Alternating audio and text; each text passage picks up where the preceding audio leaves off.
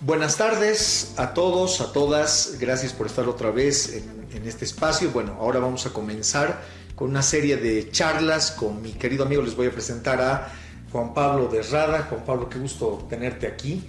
Y bueno, contigo charlamos desde hace muchos años, ¿no? Diferentes cosas. Y bueno, ahora le he pedido a Juan Pablo que participe aquí en el canal con una serie de charlas que vamos a hacer. Veremos hasta dónde llegamos y de qué hablamos. Pero había la inquietud porque nosotros hablamos, qué sé yo, con café o sin café, o charlando o caminando, digamos, por ahí. Charlamos generalmente de política, ¿no? Exacto. De geopolítica y de todo lo que implica eso, ¿no? Al final el juego del poder es divertido, es interesante, ¿no? Y cuando uno le pone un poco de conocimiento teórico es más interesante todavía, ¿no? Porque uno viaja, digamos, a otras esferas también, ¿no? Entonces, ese es el propósito de estas charlas y yo les voy a pedir, queridos amigos, si es que, digamos, les interesa algún tema específico de la política boliviana, latinoamericana o universal, pues lo podemos charlar, ¿no? Para mí es un gusto y bueno, digamos que hago esto extra, ¿no? Extra universidad, porque bueno, me dedico en general a otras cosas y tú te dedicas más que todo a cuestiones históricas, locales y todo eso, pero también te gustan estos temas, que coincidimos por ahí, ¿no? Así es, pues Iván, bueno, muchas gracias pues por esta invitación y claro, hablar de estos temas que son globales, ¿no? El tema que tiene que ver con la política, la geopolítica, son muy importantes, ¿no? Bien, ahora hemos pensado, o sea, en esta sesión, charlar acerca de Milei. ¿Qué está pasando con el fenómeno Milei, ¿no? Les cuento, amigos, que habíamos hecho ya una grabación que se me echó a perder. Así que esta es una repetición, digamos, de algunas ideas que habíamos sacado y otras más, ¿no? Yo quería traer a colación esto de Milei porque hablamos con Juan Pablo hace tiempo y a él le parecía interesante el hecho de que Milei hiciera un ejercicio, digamos, experimental, decíamos, ¿no? De aplicar las ideas de von Hayek en un lugar específico, porque von Hayek no ha sido aplicado, ¿no? Realmente, en ninguna parte. Claro, nunca ha sido aplicado Hayek, al mismo tiempo la escuela austríaca tampoco, las ideas de von Mises, Rothbard tampoco no han sido aplicadas. Vendría a ser un estadio histórico más allá del neoliberalismo. Dentro de la estructura capitalista, si entendemos que el capitalismo emerge con el liberalismo, después emerge el neoliberalismo, la siguiente fase sería la escuela austríaca, ya un capitalismo más radical, donde quieren eliminar el Estado y sustituirlo netamente por el mercado. Una especie de anarquismo, dirían, ¿no? Pero no a la vez, ¿no? Claro, no en la tradición del anarquismo como, digamos, producto del socialismo. Claro, es muy interesante eso, ¿no? Justamente eso hablaba con un compañero, ¿no? Nos agarramos en un debate con un compañero que tiene que ver con el tema de qué es anarquismo, ¿no? Y el mal uso que hacen de la palabra anarquismo, ya sea en las escuelas liberales económicas, ¿no? Y la apropiación de la palabra anarquismo, asociarlo con anarcocapitalismo y también la palabra libertario, una palabra que antiguamente en la década de los 20, 30, en el anarquismo ortodoxo específicamente, era otro principio, ¿no? El principio de libertad, el principio de la libertad individual. Recuerdo cuando hablaba antiguamente, hace un tiempo atrás, con el Liber Forti, hace 9 años atrás, antes de que fallezca, el Liber Forti comentaba algo sobre la idea de que el anarquista debería respetar la libertad del otro, pero el hecho sencillo de que la libertad es la sangre de la vida. Y los anarquistas, por lo menos los anarquistas de antes, son promotores de la vida, ya que al fin y al cabo, en su concepción ateísta, esta vida es única, esta vida no se repite. Es un humanismo, ¿no? Y después de esto no hay nada, ¿no? En eso son parecidos a los marxistas, materialistas, ¿no? Que después de la muerte no hay nada, ¿no? Entonces por eso hay que respetar esta vida, ¿no? Ese es el principio anarquista, ¿no? Y los capitalistas de la escuela austriaca se lo han apropiado y se lo han mal apropiado. Ahora hay que mencionar una cosa: yo no creo en los sufijos, ¿no? O sea, no creo en la palabra anarcofeminismo, anarcocomunismo, anarcoindividualismo, anarcoecologismo, ni nada de estas No, está el cosas. anarquismo, ¿no? Y tampoco anarcocapitalismo, ¿no? Ya que el anarquismo tiene tres bases o tres pilares básicas, lo que hace muy difícil que te vuelvas anarco. Es por eso yo soy muy crítico de las personas, especialmente de las generaciones de ahora, que dicen yo soy anarquista, ¿no? Anarcopunk. Anarcopunk. ¿No? Y no es lo mismo. El anarquismo tiene tres bases, irónicamente, no debería tener reglas, son tres bases que son específicamente la negación de toda forma de poder, eliminar el micropoder o el macropoder, por ende no creer en el Estado u otra forma de poder. Dos, eliminar toda forma de propiedad. El anarquista así ortodoxo no tiene propiedad, o sea, no tiene casa, no tiene auto, no. Vivirá en una casa alquilada, un anticrético, se irá a vivir al campo, como Rafael Barret, por ejemplo, que lo dejó todo en España y se fue al Paraguay y a vivir en un cuartito. Y la otra premisa es no creer en absolutamente nada metafísico, ya que ellas ven de que esta vida es única. Esa es una concepción entonces racionalista, ¿no? Es una concepción, sí, yo creo que es racionalista, pero te das cuenta que son tres pilares difíciles de cumplir. Por eso el hecho de que alguien sea un poco anarco, utópicos, ¿no? el que alguien sea anarco, lo ha habido, no es que no ha habido, tiene que cumplir estas tres premisas, pero son muy, muy complicadas, ¿no? No, y aquí hay que hacer una apreciación que me parece importante, una puntualización. Tal vez algún rato podamos hablar de la izquierda, ¿no? Yo tengo aquí en el canal un videito sobre la izquierda, solo que cuando lo vuelvo a revisar digo, todo lo que he dicho es insuficiente. Es decir, no llena, digamos, las expectativas porque muy teórico, ¿no? O sea, trato de mostrar una visión de la izquierda y todo eso, pero no termina, digamos, creo, dando el efecto que yo quisiera, ¿no? ¿Y cuál era la puntualización? Que de hecho el anarquismo está dentro, pues, de la historia de la izquierda, ¿no? Es decir, de la evolución misma de la izquierda.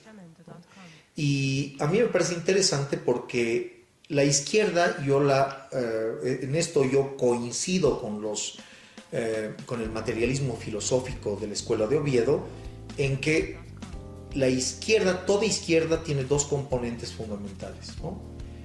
Es racionalista y es universalista. Es decir, tiene que afectar a todos, ¿sí? Porque el universalismo básicamente es el socialismo, ¿no? Pero ¿en qué diferencia el socialismo de la izquierda?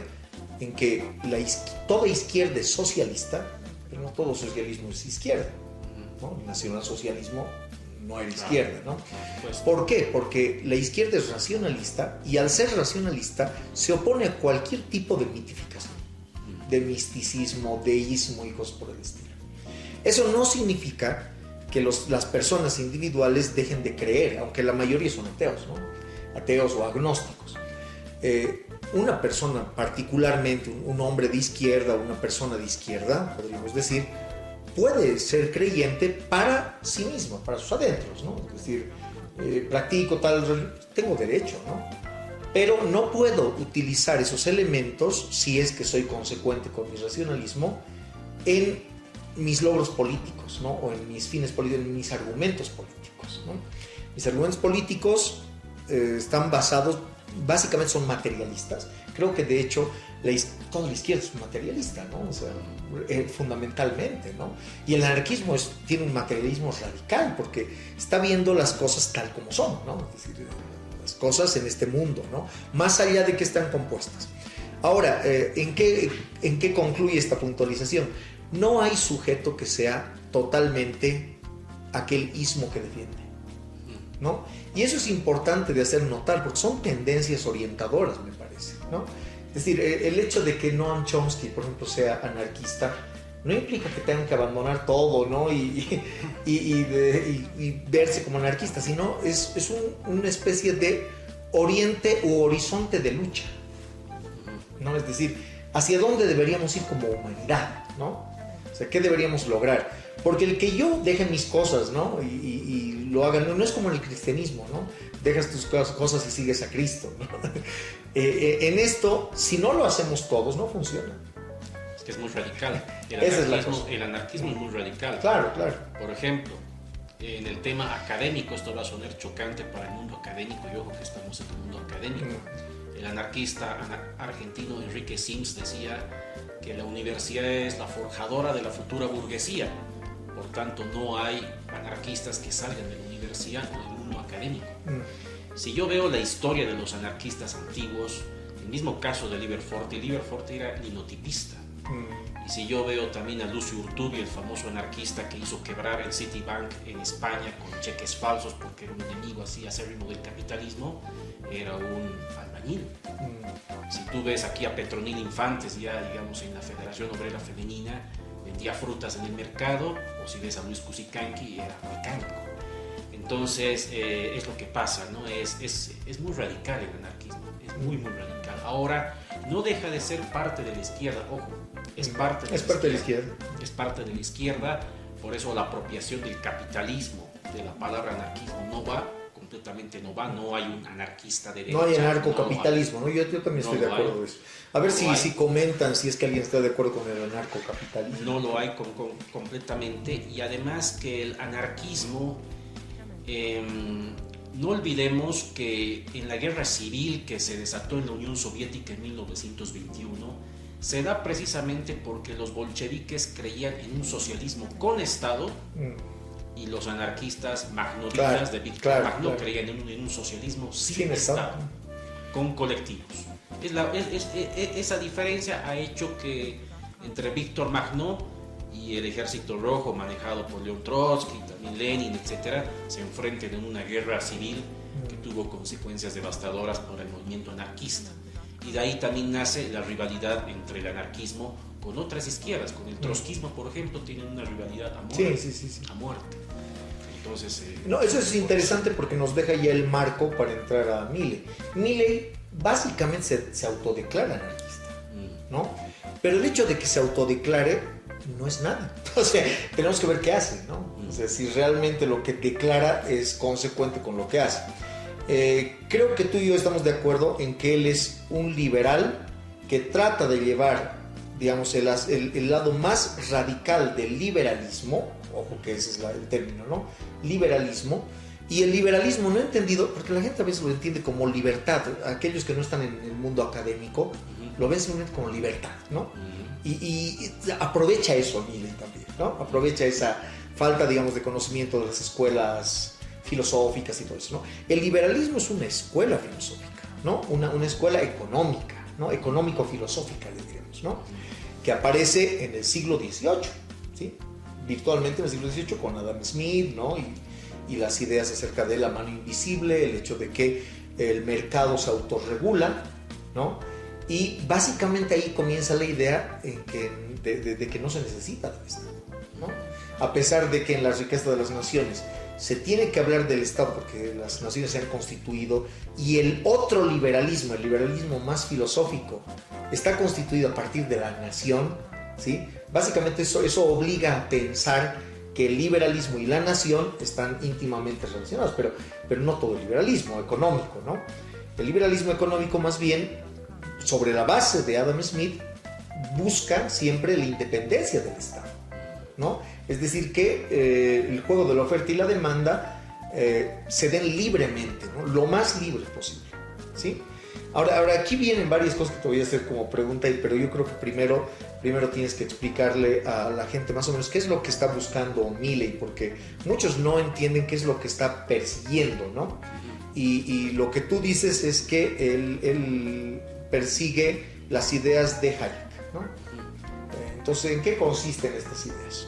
Bueno, aquí es algo muy importante que hay que notar, ¿no?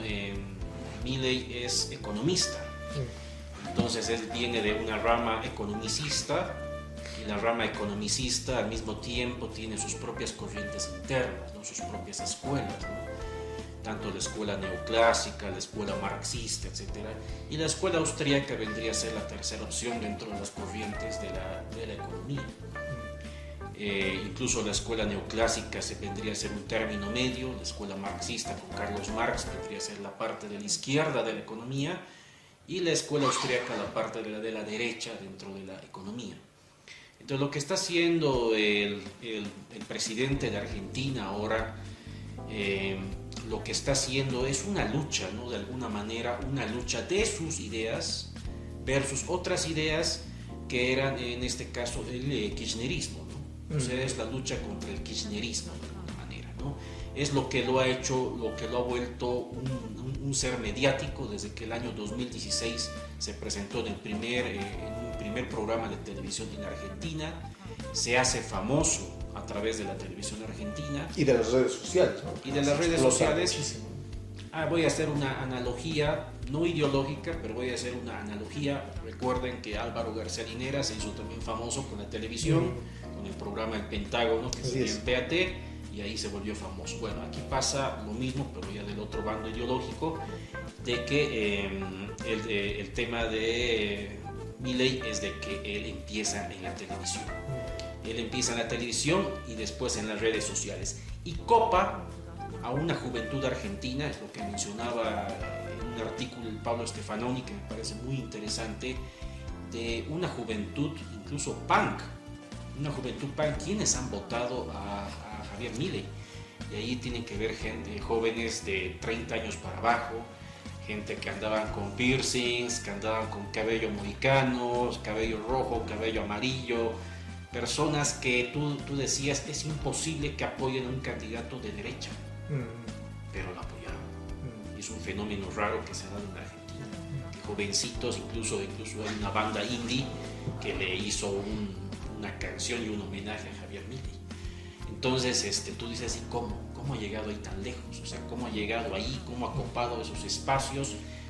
Pero también es una Argentina desempleada también, molesta con el régimen kirchnerista. En crisis permanente desde el 2000, ¿no? Desde el 2000, desde la caída del modelo neoliberal de Carlos Saúl Menem, desde la crisis de Antonio de la Rúa, y ya con la emergencia de Néstor y Cristina Kirchner. Un poquito se equilibró el lado, digamos, más socialista o de izquierda, exacto, pero con las últimas crisis se vino abajo todo. Se vino abajo completamente. Podríamos decir que si hay que partir el kirchnerismo en dos, la época de Néstor Kirchner ha sido de gran bonanza, liderazgo, recuperación económica, ¿no?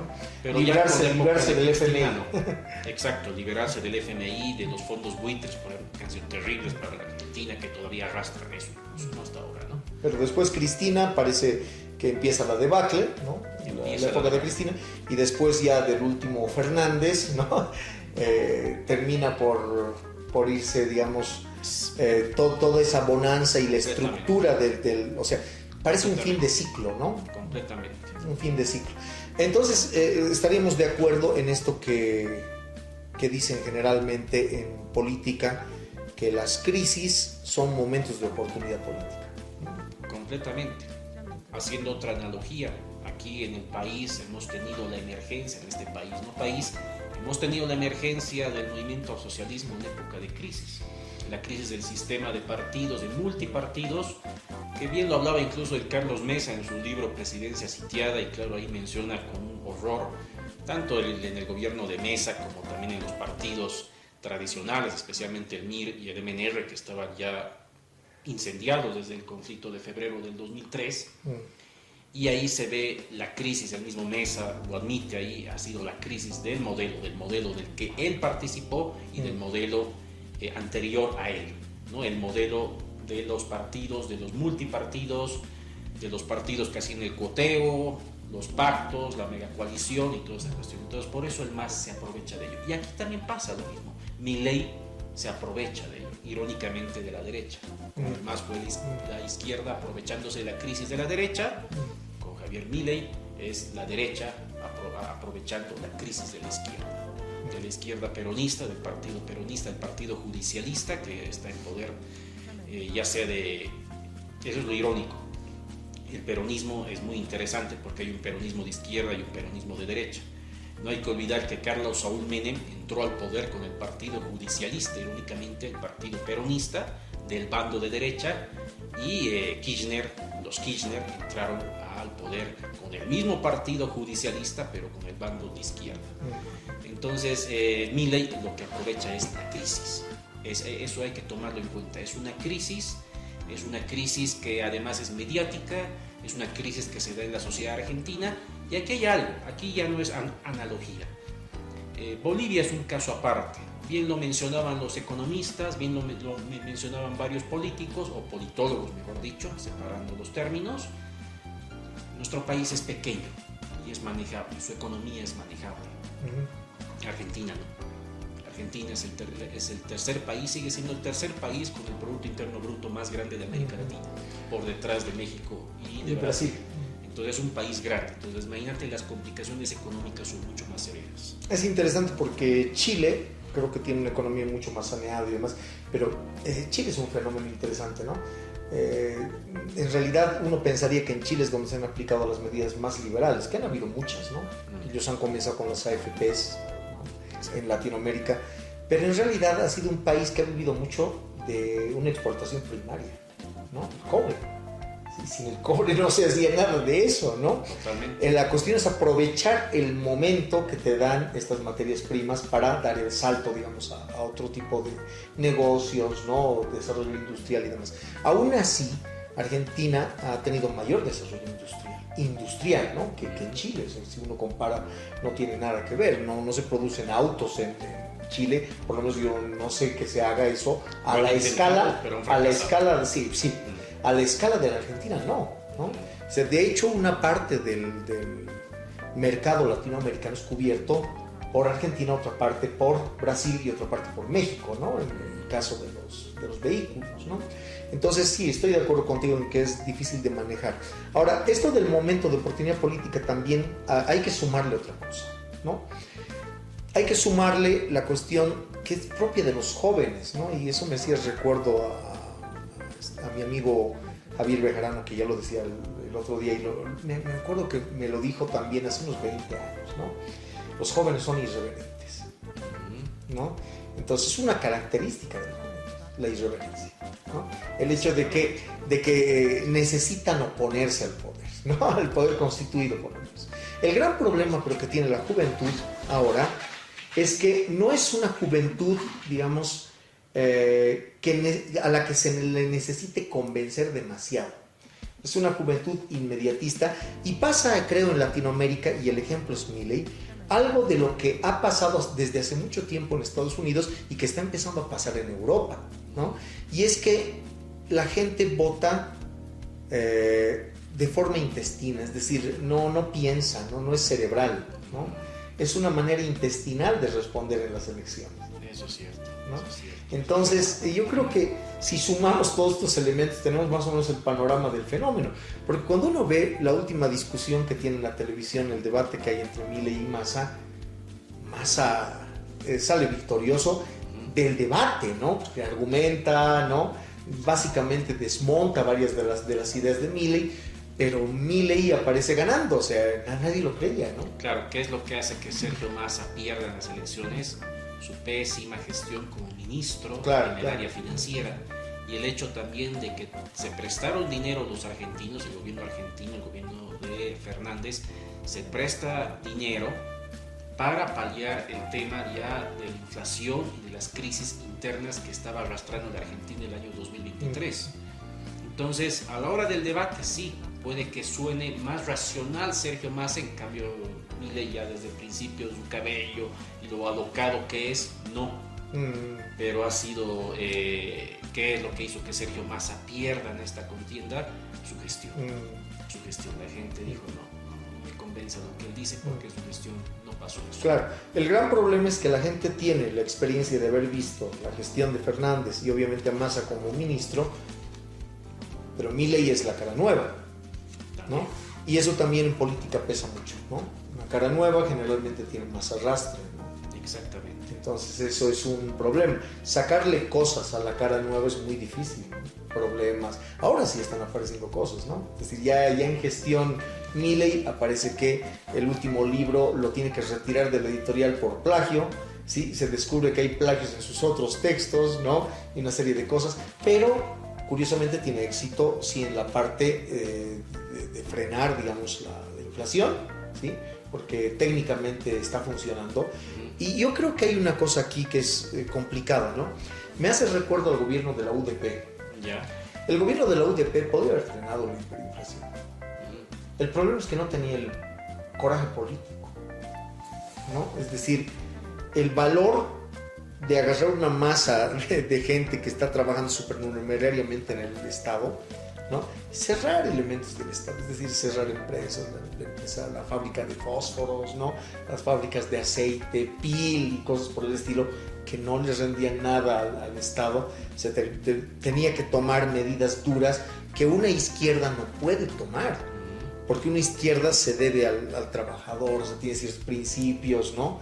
Además, el Estado lo es todo, básicamente, por lo menos para las izquierdas latinoamericanas que hemos tenido, ¿no? Entonces, ese coraje político. Y esto me recuerda también a la otra cuestión del MAS, ¿no? También la irreverencia que hay que tener al revés, es decir, para quitarle a los privados, ¿no? Y poner todos los, digamos, los negocios que rinden en manos del Estado. Son dos momentos, ¿no?, que requieren que el político tenga coraje político, ¿no? Es decir, la capacidad de ver lo que el otro, que ya está en el establishment, no puede ver, está cegado por su circunstancia, ¿no? En el caso de la UDP era porque la tradición desde el 52 era que el Estado lo sea todo, incluso en la época de las dictaduras, ¿no?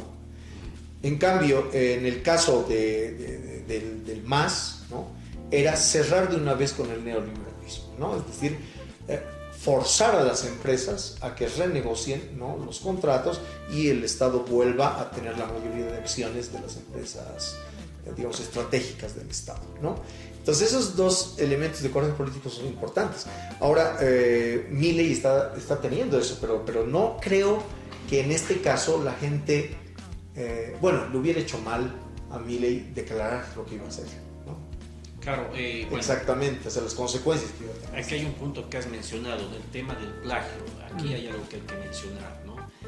Milei, si bien tiene estudios en economía y toda esa cuestión, no representa a la academia económica.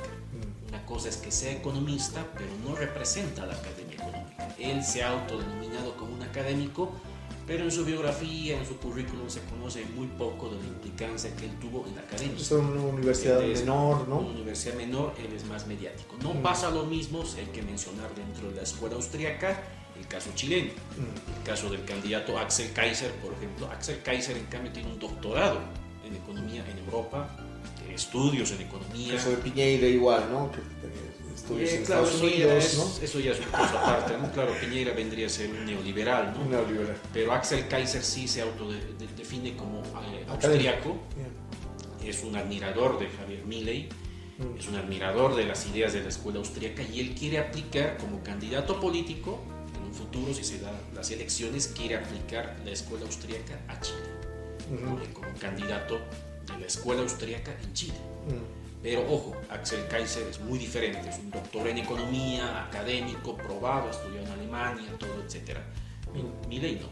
Milei no. Entonces esa es la gran diferencia.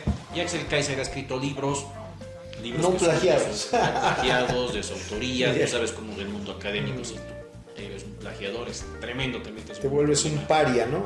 En el mundo académico, porque al resto de la gente no le interesa. Al resto de la gente no, pero a la academia sí te generan un ostracismo académico, si claro, te inventas las fuentes. Ahora, tú has mencionado aquí un caso muy interesante, ¿no?, que tiene que ver con el tema de Adam Smith, y después después vamos a mencionar a Milton Friedman y Rose Director. Evidentemente, Adam Smith lo que hace es él, cuando escribe La riqueza de las naciones, define la idea de que es un intercambio entre naciones, entre estados, entre sociedades. ¿Qué ha hecho el neoliberalismo? Por eso yo les digo que, o sea, eso lo pongo en mis posts en redes sociales. Lo único que hizo Milton Friedman y Rose Director, porque hay que mencionar que son dos autores, los que han generado el neoliberalismo, Milton Friedman y su esposa Rose Director, que también era una académica, doctora en economía en Chicago y en Harvard, brillante. Lastimosamente se opaca mucho el rol de las mujeres. Bueno, en este caso igual, Rose Director es una de las autoras del neoliberalismo también, junto con Milton Friedman. Y ella y él, ¿qué es lo que plantean? Sencillo, sustituyen la palabra nación por individuo. Neoliberalismo es el intercambio entre individuos. Esa es la diferencia con el liberalismo. Si el liberalismo es intercambio entre naciones, el otro es intercambio entre individuos. Nada más, solamente no, se sigue manteniendo la misma base del libre mercado. ¿Y qué hace Hayek? Mira, eso es lo interesante. El neoliberalismo emerge en la década de los 60. Emerge en la década de los 60. Se escribe el libro Libertad para elegir de Milton Friedman y Rose Director. Ahí se inicia este camino. Pero las ideas de Hayek emergen en la década de los 30 del siglo XX en Europa. Que no son aplicadas para nada en ese momento, No son solamente aplicadas. teóricas, porque la emergencia del momento, en los años 30, pues requiere otra solución. Y aquí viene otra cosa, ¿no? Otro aspecto que es importante. ¿Cuán pragmático hay que ser? Porque esto ahora lo dicen muchos analistas, ¿no? En algunos momentos dicen el Estado requiere de una izquierda. No, o sea, es una izquierda moderada, porque no hay comunismo. O sea, No. básicamente lo que escuchamos en redes sociales, señores, ¿sí? Este partido es comunista, no hay comunismo. No hay comunismo, no hay tendencias comunistas en ningún partido político, ¿no? Porque no pueden hacerlo. Serían tan antipopulares que la gente se les viene encima, cuelgan al presidente y a sus ministros y no vuelve a haber comunismo, ¿no? O sea, no estamos en una época revolucionaria, ¿no? De ebullición de ideas, no hay eso, ¿no? Estamos en una época de populismo, ¿no? En una época en que la gente está muy al pendiente de cómo le va en el bolsillo, y si se enoja no vota, pues, ¿no? Por tal candidato y tal cual. Y estamos en una época en la que es muy difícil reclutar cuadros políticos, especialmente revolucionarios. O sea, no cualquier jovencito en esta época va a ir o sea, va a ser invitado por un amigo comunista y se va a lanzar a buscar la revolución. Es más, hasta nos parece chistoso ahora, ¿no? Si alguien dice, yo me acuerdo de un amigo que viene de Europa hace unos años, ¿no? Y era así un joven muy entusiasta, ¿no? Y me decía, tenemos que generar la revolución de aquí, o sea, con ideas que son más o menos de los 60 y 70, ¿no? En el caso latinoamericano, o ideas de principios de siglo, en el caso de Europa y otras partes, ¿no? No hay eso. Entonces, pareciera que ahora todo es muy pragmático, es decir, se necesita mayor fuerza en el Estado, pues, agarra una izquierda, ¿no? Llamada izquierda, ¿no? Entre comillas, que no, eso también está en duda y eso lo hablaremos en otro momento, ¿no? Pero los que se autodenominan izquierda, que están asociados a sindicatos, que buscan siempre seguros universales de salud, ¿no? Bonos y cosas, cómo gestionar, digamos, que la sociedad tenga todo. Derechos. Sí, derechos y todo eso, ¿no? Y a veces se necesita que el Estado ya no haga eso. Entonces tomamos una izquierda o una derecha, ¿no? El único peligro estaría en los extremos, ¿no? Es decir, que cuando se toma una ultraderecha, a veces viene el paquete no con medidas solo económicas, ¿no? Sino con medidas sociales, a veces raciales, ¿no? A veces segregadoras, ¿sí? Y ese es un problema, ¿no? Ese es el problema que trae esta versión. Y la otra sería, digamos, de una ultraizquierda, ¿sí? Que determine medidas que son totalmente impopulares, como digamos, exacción de bienes, ¿no? Para el Estado, reversión de bienes o lo que se llame, ¿no? Nacionalizaciones y todo eso. Entonces creo que fuera de ese pragmatismo, esos serían los extremos problemáticos, ¿no? Y aquí viene el caso. ¿Es Milley un radical de derecha? Es decir, fuera de lo que promete a la gente, porque a la gente lo que le promete es: el empresario nos va a sacar, básicamente, lo vamos a hacer bien sencillo, ¿no? El empresario o el empresariado nos saca de la pobreza, da empleo y a todos nos saca de la pobreza. Es decir, no solamente él se saca del lío, ¿no? Él primero se saca del lío, porque tiene ahora 1000 problemas en la Argentina para hacer negocios, ¿no? Pero cuando se le dan todas las condiciones, se convierte en un benefactor, ¿no? Y el benefactor hace familias felices, un Estado feliz y todo lo demás, ¿no? Claro. Pero ¿qué viene más, además de eso? Claro, lo que pasa es que aquí hay un punto, ¿no? Un punto esencial. Bueno, antes de entrar a esto, mencionarte solamente que el comunismo no ha fracasado, sino que ha sido sustituido.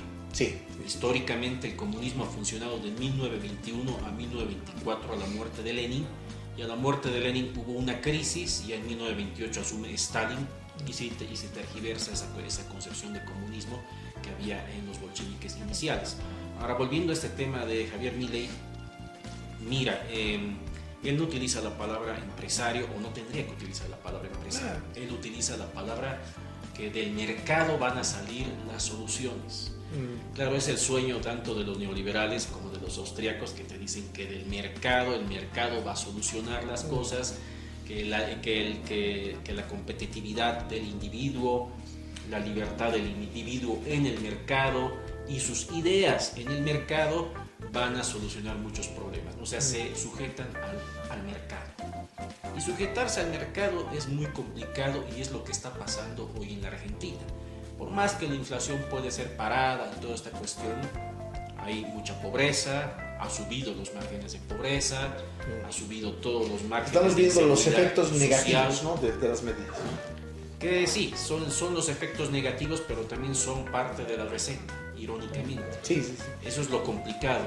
Ahora, con el neoliberalismo Ha pasado algo similar, ¿no? Más bien yo diría que... En Bolivia han habido las relocalizaciones, por ejemplo, ¿no? Ha habido una relocalización, es cierto, pero no hay que olvidar, y ojo, no le estoy echando flores al GONI ni nada, pero en la gestión ya del GONI del 93 al 97 ha habido el bono sol, ha habido todas esas cuestiones. Claro, o sea, reformas que eran de carácter social, ¿no? El neoliberalismo sí se puede preocupar algo del individuo, algo de los colectivos dentro de este Estado, pero el austriaco no. Y eso es lo complicado, eso es aquí lo que lo complica. Y uno dice, ¿por qué Milei está inmutado ahí en el Palacio de la Casa Rosada, mientras está muriendo la gente alrededor en Buenos Aires, en Argentina? Claro, quienes no reciben, diabéticos que no reciben su medicación. Eliminar seguros médicos, eliminar al mundo académico, los ha arruinado completamente. El sistema de becas de Argentina ha sido arruinado porque Milei ha dicho por qué el Estado tiene que mantener que si quieren venir a estudiar a la Argentina, que se paguen. Entonces, esa es la idea de los austriacos. O sea, eso no vas a ver ni en el neoliberalismo. En el neoliberalismo vas a ver incluso becas. Pero en esta sociedad austriaca, chao becas. Si tú quieres estudiar en una universidad, te pagas. Si tú quieres estudiar, te pagas. Seas extranjero, seas de acá, argentino, argentina, te pagas. Entonces, eso tiene mucho que ver con Hayek. Yo traía aquí algunas anotaciones de Federico Hayek, y lo que Hayek propone es un radicalismo total, o sea, es una idea, es lo que yo llamo una filosofía del egoísmo. Es una filosofía del egoísmo porque lo que Hayek propone, evidentemente, es la idea de que, mira, uno de los ejemplos, si tú generas riqueza como individuo, Hayek te dice, no tienes por qué compartirlo. Eso es tu logro tuyo. No te está hablando de que tienes empleados, no te está hablando del sistema social, de que los empleados han favorecido para que esa riqueza llegue a un individuo, no. Hayek, sin pelos en la lengua, en su libro Los Fundamentos de la Libertad, que lo han publicado ya en la década de los 60s, lo que él hace es definir de que el individuo, lo que gane el individuo, por más que tenga varios empleados bajo su mando, es de él o de ella. No tiene por qué. No le debe nada a nadie. No tiene por qué distribuirlo, y elimina también el concepto de caridad. Hayek es un radical neto. Para Hayek no hay caridad. Para Hayek dice, lo peor que puede pasar a un individuo o una sociedad es que haya caridad, porque le estás quitando el hecho de que ese individuo, si está en la pobreza, emerja por sus propios recursos, por sus propios méritos. Ahora, conociendo que la Argentina siempre ha sido, Latinoamérica, muy combativa, ¿no? Una sociedad que generalmente sale a las calles, ¿no? Exacto. Exactamente. Hay que ver cuánto tiempo dura este halo, digamos, de impulso que ha tenido Milei, porque todo mundo cuando le preguntan a la Argentina te dice, a ver, esperemos a ver qué pasa. O sea, le están dando la oportunidad, yo creo que es así, ¿no? Eso pasa, creo, con toda gestión nueva, en un tiempo, ¿no? Tiempo de gracia, ¿sí? Un tiempo de gracia. Tenemos que ver, ¿no? El próximo año, qué es lo que pasa, porque el tiempo de gracia generalmente dura un año, señores. Generalmente dura una gestión. No, un año. Después de ese año, la gente quiere ver resultados, ¿no? Y los resultados no los quiere ver en números macroeconómicos, es decir, el Producto Interno Bruto ha crecido, ya no hay inflación. ¿Y qué me importa? Mi abuelo se ha muerto, ¿no? Con diabetes, yo no tengo un peso en el bolsillo, mis hijos no tienen trabajo. Es muy frío. Sí, muy sí, seco. sí, pero si eso sucede, o sea, no, yo lo entiendo, se puede aplicar. El asunto es, ¿se podrá sostener? Es que ahí entra algo que hemos charlado contigo ya varias veces antes, el tema geopolítico.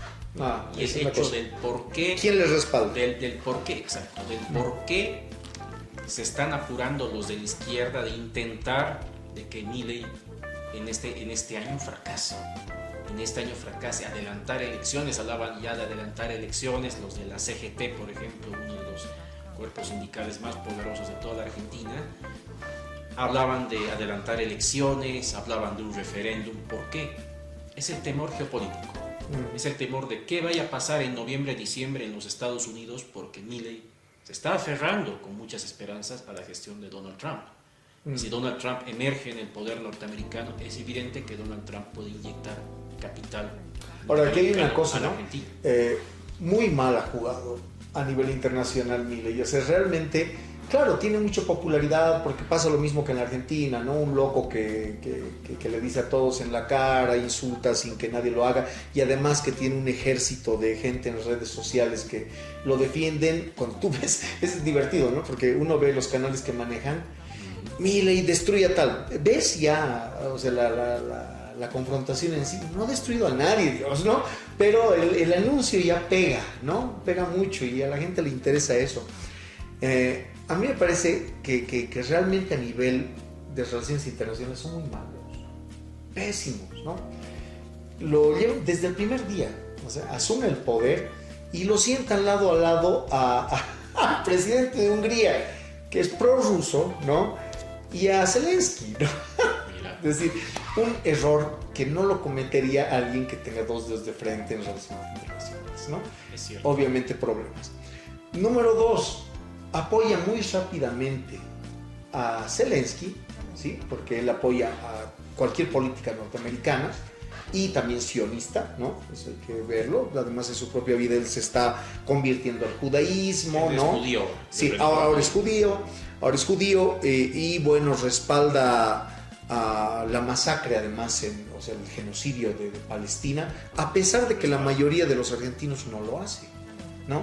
Entonces tiene poco cuidado en esas cosas, porque a veces cerrar la boca te ayuda más, ¿no? Es decir, cerrar el pico, no decir nada, tendrás tus convicciones. Yo no lo veo a Bukele cometiendo tantos errores, o sea, él nunca ha dicho, o sea, adelante, ¿no? El sionismo. Obviamente también porque él es de ascendencia palestina, ¿no? Exacto. Entonces hay varios problemas que veo que la gestión de Milei no solamente se le debe achacar a él, sino a los que le siguen, ¿no? A los que están con él, ¿sí? Las personas que están en relaciones internacionales. Por ejemplo, este otro asunto, ¿no? Se adelanta en apoyar a Zelensky en vez de tener perfil bajo, ¿sí? Y ahora viene Trump. Trump va a anular. ¿Qué le diría Milei a Zelensky después de noviembre si es que gana Trump? Porque va a aplaudir lo que haga Estados Unidos, eso sabemos, ¿no? Es que ahí hay un elemento muy interesante, Iván, ¿no? Que tiene que ver con el tema de que Milei, bueno, aquí hay que notar dos diferencias, ¿no? Uno, Milei es un político austríaco, un político de derecha, a diferencia de Bukele o de Trump, que son empresarios de origen. Por tanto, saben generar acumulación de capital, saben generar riqueza en empresas, en inversiones, saben cómo se mueve la economía de otra manera. O sea, su escuela económica es diferente, viene de la práctica. A diferencia de Milei, que no es más teórico, si bien no es un académico, ni siquiera tal vez respetado por la academia, pero sí viene de la teoría, sí. teoría. Y otra cosa que también hay que notar es de que, mira, esta semana se ha reunido Milei hubo una reunión, un congreso de judíos o de descendientes de judíos en Argentina, al que él fue invitado, obviamente. Pero yo lo veo esto más, y no lo estoy defendiendo a Milei, solamente estoy mencionando que el hecho de asociarse al círculo judío de la Argentina es también asociarse al círculo empresarial, ¿no? Es asociarse al círculo empresarial, está muy ligado al círculo empresarial. No hay que olvidar que Milei está ligado, por ejemplo, a los intereses de Elon Musk, por ejemplo, hasta ha tenido intereses de que Tesla invierta en la Argentina, gran parte de Silicon Valley son inversores también de origen judío también, no solamente inversores anglosajones o de otras ascendencias, sino también de origen judío. Entonces su obligación tiene que ver con un interés de buscar capitales. Ahora, evidentemente Milei no solamente ha tenido malas relaciones o ha buscado malas relaciones con otros actores políticos, sino es también su verborragia, pero con adjetivos, que lo ha llevado a pelearse con muchos líderes políticos. Llámese el caso de Lucho Arce, por ejemplo, aquí con Bolivia. Innecesariamente.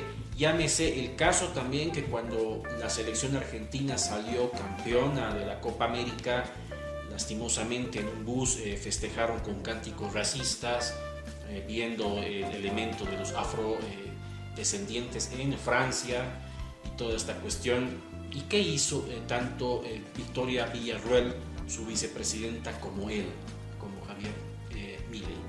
Apoyar a la selección argentina en sus cánticos, lo cual ha generado que ahora tenga enemistades con Macron y que estén poniendo paños fríos. Sí, ese es un problema muy serio, ¿no? Se ha metido en la política interna de España también, ¿no? Y a pesar de que Vox le aplauda, eso no le hace ganar nada a la gente. O sea, él se ha convertido en una figura tan mediática que no le interesa a su país. O sea, básicamente yo lo veo así a nivel internacional. Le interesa seguir creciendo mediáticamente, está acostumbrado, ¿no? Y me hace mucho recuerdo a tantos políticos actores, ¿no? que se han tenido, ¿sí?